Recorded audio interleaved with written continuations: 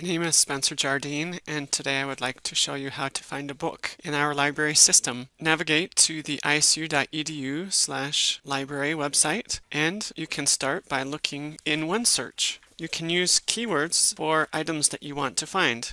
If I want to find a book by or about Yogi Berra, I could type in Yogi Berra. Here you can see the first result shows me a book in our collection, Yogi Berra, Eternal Yankee by Alan Barra. You can look through the other results as well. If you want only books to appear, then select Catalog Only, or you could even select Source Types and select Books. Once this is done, you can look through the results again and see what is there. If you only want books that are in the physical library, choose to select Catalog Only. That will reduce your number of results. So here we've got just 5 results, and you can see that each one of these has a location, a call number, and a status. We have books on every floor of the library with a call number, so it's important to pay attention to the location. Here it says second floor, main collection, and it's important to write down the call number or take a picture with your smartphone and take that call number to help you find it. Be aware of the status. Sometimes it says not available, which means it is already checked out. These are the main things for finding a book in the library catalog.